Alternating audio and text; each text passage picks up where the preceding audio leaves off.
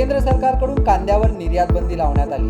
कांद्यावर लावण्यात आलेल्या निर्यात बंदीमुळे शेतकरी मोठ्या संकटात सापडले आहेत. त्यामुळे देशांतर्गत बाजारपेठांमध्ये कांद्याचे दर कमी झाले. सुरुवातीला लावण्यात आलेली कांद्यावरील निर्यात बंदी 31 मार्च 2024 पर्यंत लागू करण्यात आली होती. मात्र आता त्यात वाढ करण्यात आली. पण कांद्याचे भाव सतत कोसळत असल्याने केंद्र सरकारकडून एक महत्त्वाचा निर्णय घेण्यात आला.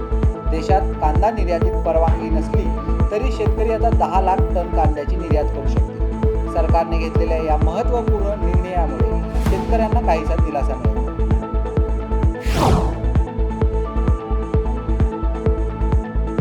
अब्जाधीश एलॉन मस्कच्या नेतृत्वाखालील टेस्ला कंपनीने भारतातील प्रस्तावित 2 ते 3 अब्ज अमेरिकी डॉलर किमतीच्या इलेक्ट्रिक गाडीचा प्रकल्प उभारण्यासाठी जागेचा शोध सुरू केला आहे. बुधवारी ब्रिटनच्या फायनान्शियल टाइम्सने या संदर्भातील वृत्त दिले आहे.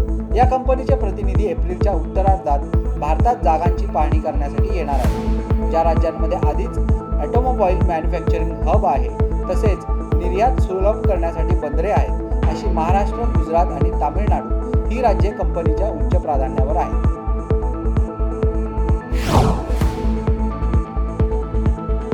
भारतातील धनाढ्यांची संख्या सरलेल्या वर्षात वाढली असून 2023 मधील 169 वरून ती आता 200 वर पोहोचली असून त्यांची एकूण संपत्ती ही या काळात 675 अब्ज डॉलरवरून विक्रमी अशी 954 अब्ज डॉलरवर पोहोचली आहे. वर्षभराच्या कालावधीत त्यांच्या श्रीमंतीत तब्बल 41% वाढ झाली.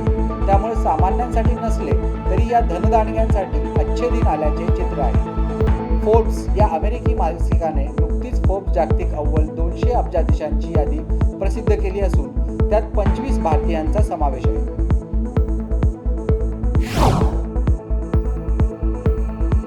अमेरिका आणि अन्य काही भागात येत्या 8 एप्रिल रोजी खग्रास सूर्यग्रहण आहे. याची प्रतीक्षा जगभरातील खगोलशास्त्रज्ञांना आहे. अंतराळातून हे खग्रास सूर्यग्रहण पाहता येईल. पृथ्वीपासून 400 किलोमीटरवरच्या इंटरनॅशनल स्पेस सेंटरमध्ये असलेले अंतराळवीर सूर्यग्रहण अंतराळातून पाहतात. तेही एकदा नव्हे तर 3दा. सध्या सूर्यग्रहणाचा प्रभाव मेक्सिको, कॅनडा आणि अमेरिकेत असेल तेव्हा स्पेस सेंटरमधील अंतराळवीर सूर्यग्रहण बघू शकतात.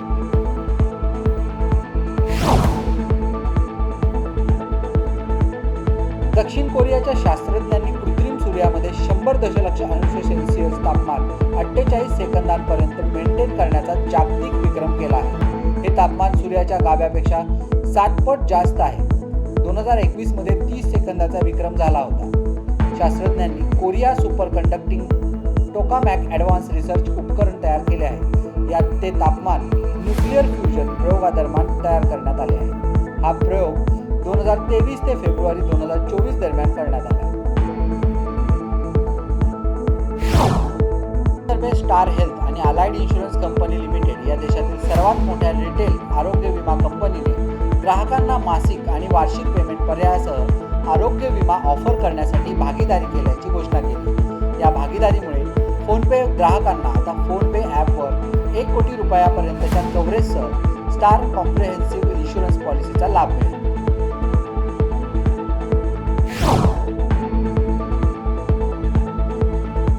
भारतीय रिझर्व्ह बँकेने 10 बँकांवर कडक कारवाई केली. नियमांचे पालन न केल्याने ही कारवाई करण्यात आली.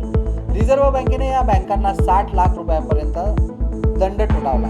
बँकिंग नियमांचे पालन आणि ग्राहकांची सुरक्षितता यांचे उल्लंघन केल्याने हा दंड लावण्यात आला. ज्या बँकांवर कारवाई करण्यात आली आहे त्या बँकांमध्ये पश्चिम बंगाल, उत्तर प्रदेश, तामिळनाडू, महाराष्ट्र आणि हिमाचल प्रदेशातील बँकांचा समावेश आहे. IIT मध्ये प्रवेश मिळवण्यासाठी विद्यार्थी 9वी-10वी पासून तयारी सुरू करतात. IIT मधून शिक्षण घेतल्यानंतर करिअर सेट होते हा त्यामागचा हेतू आहे. मात्र आता याबाबत IIT बॉम्बेमध्ये एक वेगळे चित्र पाहायला मिळते. IIT कडून कॅम्पस प्लेसमेंट मिळत नसल्याचे दिसून आले. जानेवारीत एक बातमी आली होती की IIT बॉम्बेच्या 85 विद्यार्थ्यांना वर्षाला 1 कोटी रुपयांच्या जॉब ऑफर आल्या होत्या. मात्र ताजे अपडेट असे आहे की यावर्षी इंडियन इन्स्टिट्यूट ऑफ टेक्नॉलॉजी बॉम्बेच्या 36% विद्यार्थ्यांना अद्याप नोकरी मिळालेली नाही. लोकसभा निवडणुकीसाठी प्रचार आणि शक्ती प्रदर्शन जोरात सुरू झाले. प्रत्येक पक्षानं त्यासाठी कंबर कसली.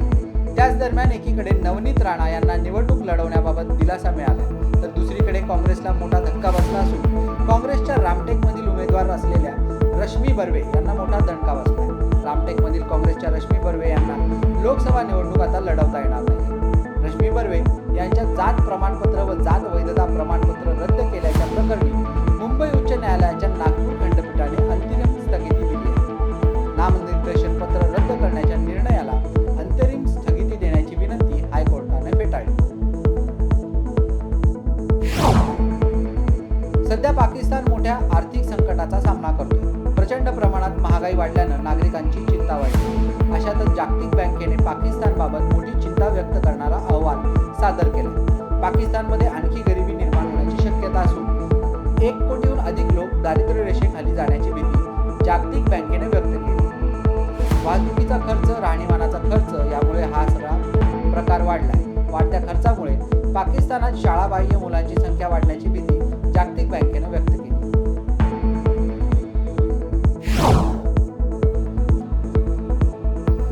फिनलँडमध्ये एक 12 वर्षीय मुलाने शाळेत गोळीबार केला आहे. यात एक विद्यार्थी ठार झाला असून अन्य 2 जण जखमी झाले आहेत. पोलिसांनी घटनास्थळी धाव घेत गोळीबार करणाऱ्या 12 वर्षीय विद्यार्थ्याला ताब्यात घेतले. गोळीबाराच्या घटनेने शाळेत धावाधाव झाली. लायसन्स असलेली हँडगन त्या विद्यार्थ्याच्या नातेवाईकाची असून गोळीबार केल्याचे त्या विद्यार्थ्याने मान्य केले. परंतु गोळीबार कशामुळे केला हे अद्याप त्याने सांगितलेले नाही.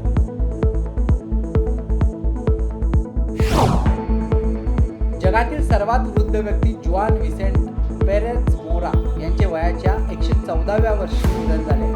जुआन हे व्हेनेझुएलाचे रहिवासी होते. फेब्रुवारी 2022 मध्ये गिनीज बुक ऑफ वर्ल्ड रेकॉर्डने त्यांना सर्वात वृद्ध व्यक्ती म्हणून घोषित केलं होतं. त्यावेळी त्यांचे वय 112 वर्ष 253 दिवस होते. व्हेनेझुएलाचे अध्यक्ष निकोलस मादुरो यांनी सोशल मीडिया प्लॅटफॉर्म एक्स वरून जुआन यांच्या मृत्यूची घोषणा केली. इस्रायली सैन्याने गाझा पट्ट्यांमध्ये केलेल्या रॉकेट हल्ल्यात नजरचुकीमुळे संयुक्त राष्ट्राचे 7 मदतनीस ठार झाले. इस्रायलच्या लष्कर प्रमुखांनी ही चूक कबूल केली असून अत्यंत गुंतागुंतीच्या परिस्थितीमुळे निर्माण झालेल्या गैरसमजुतीमुळे हे 7 मदतनीस मारले गेल्याचे इस्रायलने म्हटले आहे. इस्रायलचे लष्करी अधिकारी लेफ्टनंट जनरल हेझी हालेवी यांनी घटनेबद्दल तीव्र दुःख व्यक्त केले आहे. ही अत्यंत गंभीर चूक होती असं त्यांनी म्हटलंय. गेल्या 6 महिन्यापासून इस्रायल आणि हमासमध्ये युद्ध सुरू आहे. मात्र आता इस्रायलमध्ये गृहयुद्ध सुरू झाले असून पंतप्रधान बेंजामिन नेतान्याहू यांच्या विरुद्ध जनतेत संतापाचा उद्रेक सुरू झाला. एकाधिकारशाही कारभार आणि राजकीय फायद्यासाठी युद्धाचे भांडवल करणाऱ्या पंतप्रधान नेतान्याहू यांनी राजीनामा द्यावा यासाठी हजारो लोक रस्त्यावर उतरले आहेत. पेटत्या मशाली घेऊन लोकांनी पंतप्रधान निवासस्थानावर धडक देत हल्ला केला आणि आत घुसण्याचा प्रयत्न केला. तेथेच तंबू ठोकून दीर्घकाळ आंदोलन करण्याचा इशारा त्यांनी दिला आहे.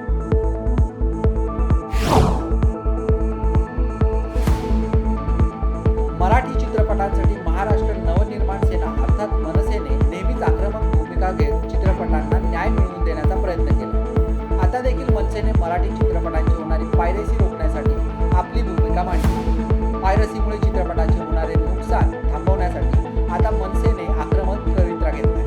मनसेचे नेते अमय खोपकर यांनी चित्रपटांच्या पायरसीबाबत चिंता व्यक्त करताना सायबर सेलकडे